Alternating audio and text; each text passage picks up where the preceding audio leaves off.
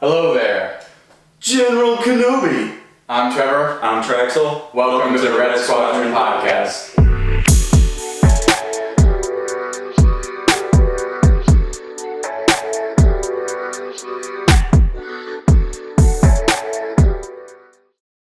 Welcome back, guys. We're glad that you guys can join us for our second episode. It was a lot of fun filming the first, and we hope you guys enjoyed it as much as we did. So we actually had a very exciting day. We went to the Grand Rapids Comic-Con. We probably overspent a little bit, but we got some stuff that we really enjoyed. Yes. We have some stuff that we wanted to show you. So, Trax, what did you get? Oh yeah, I got a few things here. First off, we got Commander Grey here in his Kashyyyk armor. If you pay attention to the Clone Wars, he's usually just white and green, but this is his outfit for Kashyyyk. Pretty cool. Then this one is a character I brought up yesterday. One of the coolest looking clone troopers, Commander Bly, worked with Ayla Secura. So very cool, very nice. But my crown jewel is this lightsaber right here.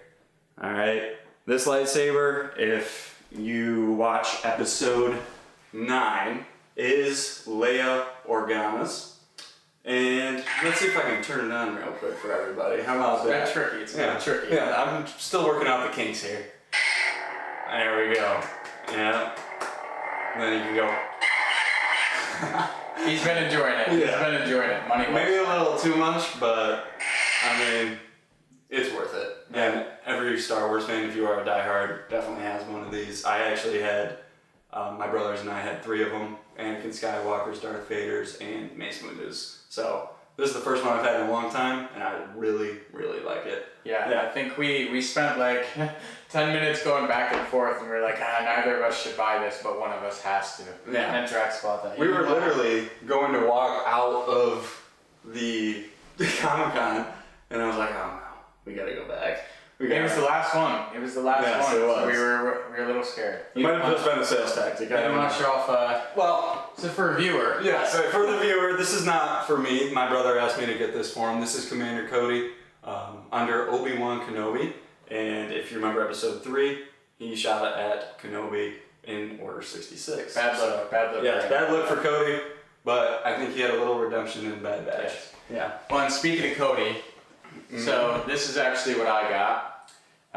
It's like an Obi-Wan figurine, lots of detachable parts, which honestly are stressing me out. But I don't have it hooked up right now, but the lightsaber does fully light up. It actually glows pretty well for what the size is. Try and get that a little bit closer. But I was not sold on figurines. I normally get like statues like Lando here, but I'm liking it so far. They definitely have a lot more detail, and you could pose it, although I don't really know how to pose him.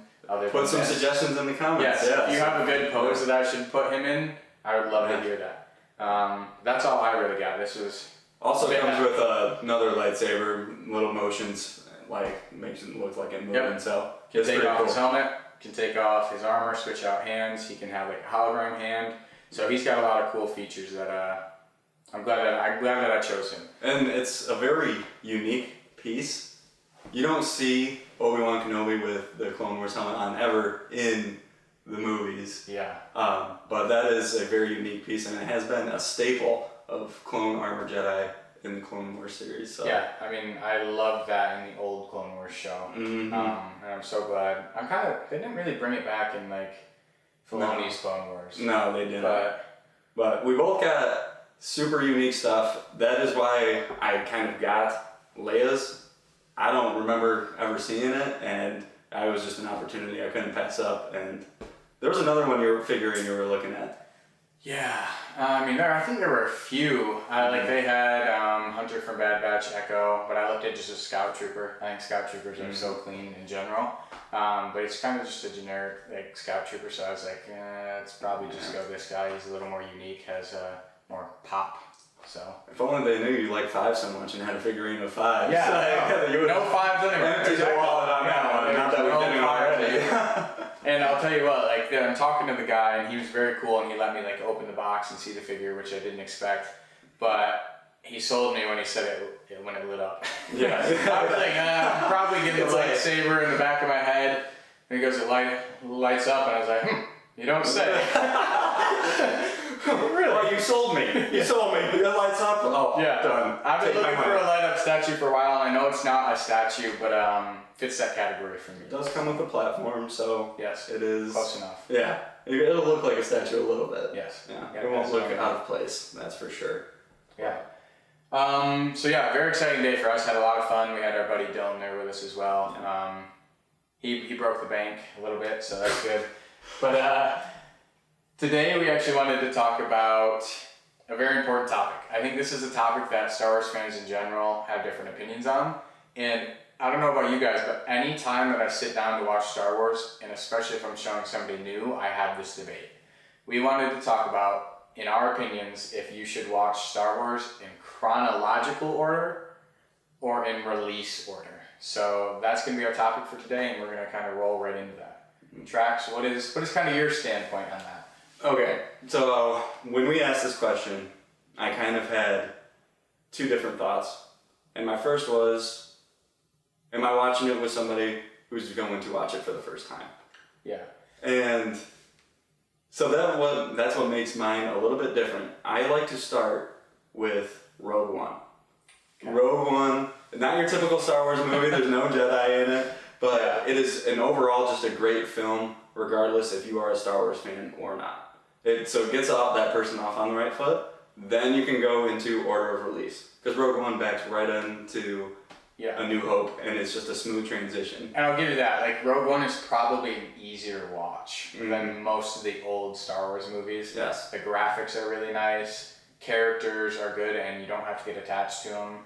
You know, so like, I feel like it is an easy watch for somebody, and it's action-packed, has drama, has a little romance, if you will, like, has all the things for a new movie. And The New Hope and the original trilogy in general, it ages well, but if you haven't watched Star Wars, like if you didn't grow up watching it, you can tell it was made back in the 80s.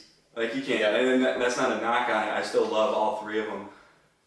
But I think just starting with Rogue One, and then you can go order of release, you can watch Solo with Star Wars Story, wherever you want, I don't know. Yeah. I don't really have a preference on that. But when you do that, I think it just gets you off on the right foot, gets you engaged into Star Wars, and then you can go through it. I don't know. Do you think that's a hot take? No, I think your Rogue One start is probably not the norm. No. But I think release order is not a hot take. I would guess that most fans are probably release order, and I would say I used to be, and I'm leaning towards not anymore. Why is that? So I kind of have two trains of thoughts here. First, I think I appreciate Anakin's story way more if you watch them in chronological. You get the whole redemption arc. You get to know him as a little kid, you get to see the fall, and then you experience it, and you think he's gone, you're like, okay, it's Vader. And then you get he's back. When you watch it, release, I'm not gonna lie, I didn't really care about Vader's redemption arc. You didn't, there really wasn't an arc. He was evil in A New Hope, right? He was evil in Empire Strikes Back, right? And then in one movie, in a few scenes, when Luke's like, there's good in you, he's like, you're right. You know what I'm saying? It just doesn't have the build-up. Not to mention, then when Anakin's standing, at the funeral fire at Endor, like, if you don't watch the others first, you're like, who the hell is that guy? Well, it's because they went back and did the edit. Even if they didn't do the edit, you don't know how can you tell? Even at the end of anyway, when it was the original actor for Anakin. No, that's what I'm saying. You still don't know who it is anyway. You can't. And also, I just don't feel as bad when he sacrifices himself. I don't feel connected to the character. I think when you watch it chronological, you get the heartbreak when he turns. You feel like, okay, Anakin's done as a character, and then you see him come back out. And I think you can also view that lens in Empire Strikes Back and A New Hope. If he ever takes an extra second to do something, you can kind of be like, oh, is that Anakin or is that Vader? So I feel like it gives you a different lens. And then my other thing is, I would say this is for somebody that's going to sit down and like learn all of Star Wars, then you should definitely go chronological. Because if you're going to sit down and watch the Clone Wars and everything else, then it adds too much depth to his character to ignore. Yeah, I would say that was probably the problem with Clone Wars, is it made Anakin look so good.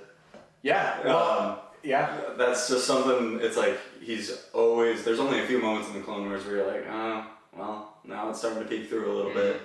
But I always think it's the way George Lucas intended. And that's such a cop-out I don't know that he it is such a cop-out planned on other movies, but... he... To an extent. First episode. To an extent. First episode. Yeah, they talk about the Clone Wars. Yes, exactly. Your father fought in the Clone Wars. He had a plan. He had a plan. And I think everybody would agree with that, but maybe you don't. No, I agree. Okay, sure. Maybe he had some sort of a plan or concepts of a plan. But, like, I just don't think... I think if he could go back, why wouldn't you make it in order? It makes no sense not to. I think budget restriction-wise, maybe in the back of his head, he was like, I need 1 million freaking clones. I need tons of lightsabers. And back then, they didn't have the technology to be doing that. That's a good point. I think that's a good point. And then, honestly, this might be a hot take. One of my other bigger reasons to support release order is I think the reveals are more shocking and more satisfying. Like, if you watch them in release, you don't know Anakin's turning to the dark side. Yeah. You don't. Yeah. Right? And then you start to see it, you're like, something's off. And then all of a sudden, bam, he's cuts Mace Windu's hand off. You know? And then bam, Obi-Wan cuts him in half. And you're like, oh, what's going to happen to this guy? Boom, Vader. Palpatine is the Sith Lord. I feel like there's a lot of reveals. And the only necessarily big reveal I feel like are in the originals is that Vader's Luke's father. Yeah. And to me, I didn't really go, oh my god.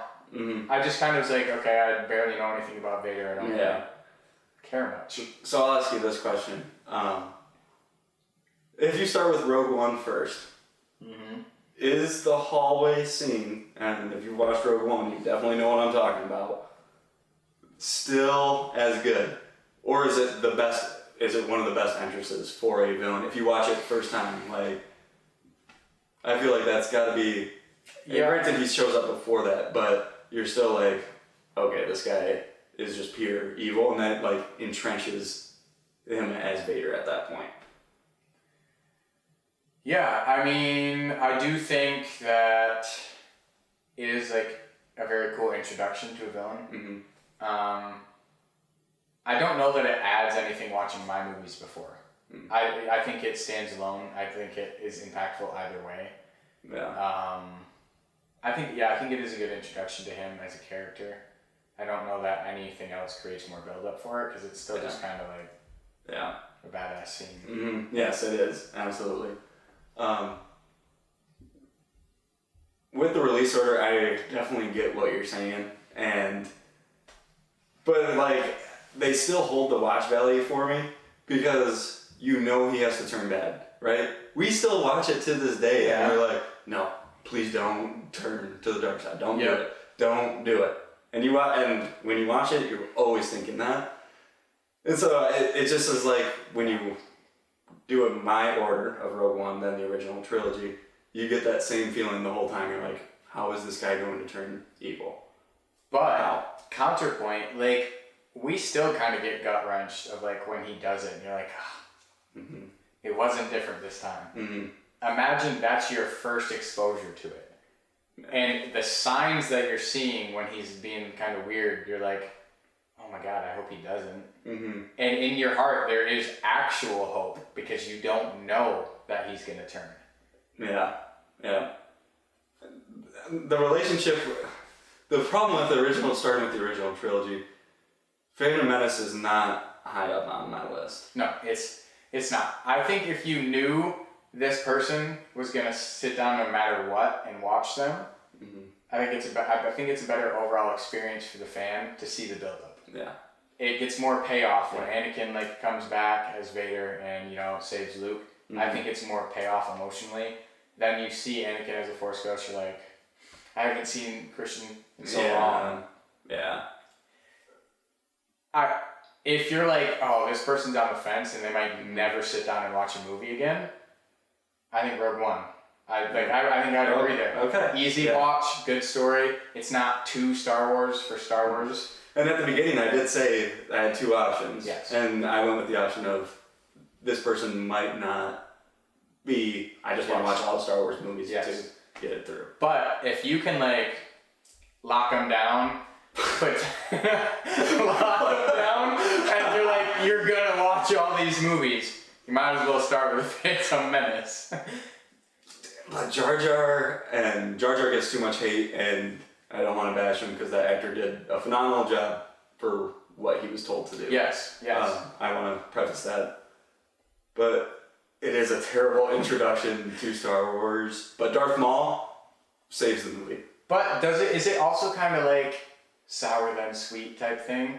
Is it like, you start off and you're like, okay, I'm watching this because I agreed to watch it, and then you get into like later movies and you're like, okay, now it's good, and then you have that payoff from earlier?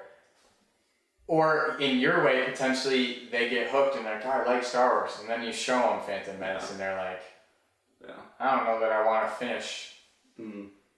And then they have, but when you go from Phantom Menace to Attack of the Clones, and I love Attack of the Clones, it's actually one of my favorites, so it's not the best start if you're watching it and you're like, oh, well, maybe I'll turn it off. Yep. The love story between Anakin and Padme can get a little rough at times. Saying, I don't like sand is not proven to be the best pickup line, I don't think. Yep, folks groups disagree with that. Yeah. So that's where I'm coming from is you got two movies, you're either going to hate them or you're going to love them. Yeah. Rogue One is just a good movie, it gets you set up, and you're going to enjoy Star Wars the rest of the time. That's true. You go through the original trilogy because they are good movies, and if you can take out the aspect that they're older and have an appreciation for it, then you're more inclined to go back to the original trilogy and be like, oh yeah, these are good. Okay. I'm not saying I agree this way, and I just thought it, popped into my head. Yeah. What would you say to somebody starting with like Solo, and then going to any other order, but just starting with that? It's a modern movie. It's got a decent actor. Han Solo ends up being a pretty big part of Star Wars, obviously. So it introduces you to that character. It introduces you to Lando, another key player. Yeah. And it's kind of just a all around like fun adventure, right? Mm-hmm. It's not too serious. It doesn't actually end up affecting much else of the universe at this point of filming this. Yeah. How would you like that? Oh, that's tough. That's tough. This is gonna sound weird. I would rather watch Solo almost after A New Hope. Okay. Because you see Han come back to help the rebellion destroy the Death Star, right? Yeah. That is not in his character arc at all until the very end. That's true. And you're like, well, where did that come from? Let's throw on Solo, a Star Wars story. He's always been the good guy. Yeah. You know? Okay. So it kind of sounds like you do like the after the fact flush out. Yes. Whereas we're doing opposites. I'm saying I want that there to build into that. Mm-hmm. Whereas I'm like, oh my God, Han's gonna come back. I just know it. Yeah. And you're like, that doesn't make sense. Why'd Han come back? I didn't know. And you like the flush out after. Yeah. Okay. I think if you do Solo first, you can't do Rogue One after. You gotta go to A New Hope because then there's no connection really between the two. Okay. So, and even then you're like, well, where's Han Solo? I mean, he shows up 20 minutes into the film, but it's still like, where are we now? Yeah. And Rogue One, it's like 2 minutes after they left. Mm-hmm. And it's right on the ship that you just left off on. And it continues it for them nice and easy. And they're like, okay, now this is one big story. You guys, honestly, you can do Rogue One and A New Hope, and it's in the same time frame, same week of the Star Wars universe. And fans can follow it easier. Okay, let me ask you this. Based on that argument, could you just start out with Revenge of the Sith? Midway through, and then you're like, because then you're really like, what the hell's going on? And then you get the flush out of Phantom Menace and Attack of the Clones. I'm saying it kind of follows the same line of logic. I it's different. Yeah, no, I get what you're saying. But you come in and then you still get the shock of, Anakin turns bad. Because you know him in that movie. You see the bromance with Obi-Wan. See, my answer to this is going to undermine my whole point. And you just set me up for this big time. Because I'm like, no, you can't do that. You can't do that. So, I think, but why would you want to go from Revenge of the Sith back? Like, you're going, in my opinion, the peak. If you're going with Well, because then it gives you a reason to watch the other two. You know what I'm saying? You get a good movie, you feel some emotions, even though you just got introduced to this character. Mm-hmm. In the back of your mind, you're like, I want to know more. Yeah. So you're going to be willing to put up with maybe the weird dialogue and some of the off characters. Yeah. To figure out those pieces. But I think it would throw, not that Padme and Anakin's relationship didn't weird me out a little bit anyway, but it would throw me for a loop if I saw their relationship in Revenge of the Sith and then I had to go back. And you thought it was like 5? Yeah, I'm like, what the heck? What is going on here? I mean, that's totally okay. I'm not saying I would. I'm just wondering if that is it makes sense as a thought, at least. It does a little bit, but I would say Revenge of the Sith is a lot of war. It's a relationship between him and Palpatine. That starts in episode 1, grows in episode 2, and you see that kind of grooming taking place. So they're a trilogy for a reason, and you gotta watch them in order. I think that's the biggest thing. You gotta watch them in order. I mean, no, not chronological order. Just like when you get to the trilogy. Okay, sorry, just clarify. You can start with Rogue One, then you gotta finish the original trilogy. Then you go back to Phantom Menace, you gotta go in order of that trilogy. I think, me personally, the next time I show somebody them for the first time, I'm gonna try Phantom Menace first. Okay. I think I'm gonna see how that pans out. And I guess I'm gonna be looking for that person's reactions, Like, because if there's no reaction when like Anakin turns and stuff, it's like, then I just wasted time starting here. Yeah. But I think if they can get through it, I'm thinking there's gonna be true reaction to it. Yeah, absolutely. I don't know. So it's tough for me. I think we're showing our bias even a little bit. We haven't even talked about 7, 8, 9. Yeah. Like where do you go if you did my order, right? Do you go to 7, 8, 9 or do you go right back? I know you personally, I go right back to the original trilogy. I think you'd have to go 7, 8, 9. I don't see how I would prefer to go back. Mm-hmm. But if you go the original 3, how do you not go to the next 3? Because how do you go from the prequels all the way to those last 3? There's no connection. There's at least kind of a connection. Mm-hmm. Yeah, I actually am starting to agree with that point. I think you probably should go 7, 8, 9. And it'll be a nice modern movie for anybody who's watching it. I mean, Force Awakens, great movie. I actually love Force Awakens, but we can talk about 8, 9 later. So I think 7's a great intro to that trilogy, and then going back is probably the best way. I almost wouldn't, this might be a hot take, I almost wouldn't mind starting with Force Awakens for somebody that I think has a short attention span, likes modern movies, and knows nothing about Star Wars. Yeah. Because, the graphics alone are going to make it an easier watch for them.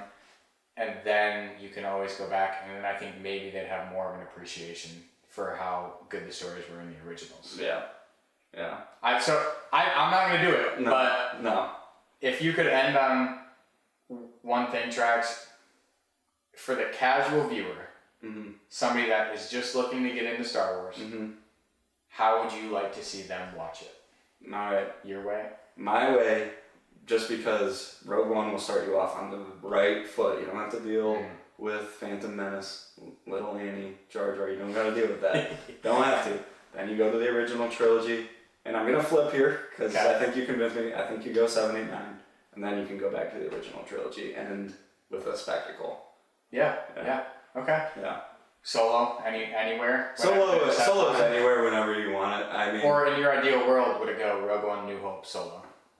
In my ideal world, yeah. Okay. You heard it here. Yeah, and that is a hot take. I get that because I'm saying Rogue One, but if you want to know more about Han Solo, because he is a great character in A New Yeah. Hope, you're like, oh my gosh, I need more of him. Let's see the background on him. Go to Solo. That's how I think.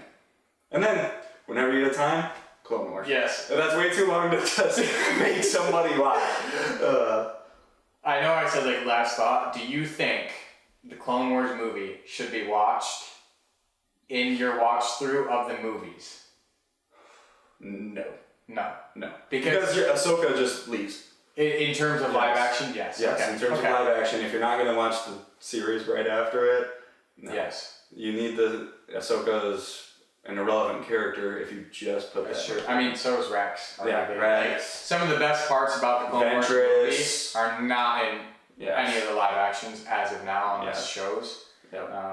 So yeah, I think I'm okay with that. Rogue One's a great introduction. Yeah. I think I'm on that boat as well. I personally am gonna, when I'm sitting down with somebody, convince them to watch Phantom Menace first, though. Mm-hmm. So Okay. yeah, You'll have to let me know how that goes. I'm excited. I'm hoping I get the reaction that I'm like, it's Yeah. there, because Yeah. we didn't get to experience it that way. Yeah. I saw Return of the Jedi when I was like 4. I didn't really comprehend, but yeah. Yeah, I had the VCR tapes of those movies back in the day. Nice. Yeah. Nice. Well, we're going to wrap up here. Thank you for watching. Keep submitting those questions. We'll have some questions to answer next week. Appreciate you guys. See ya. See ya.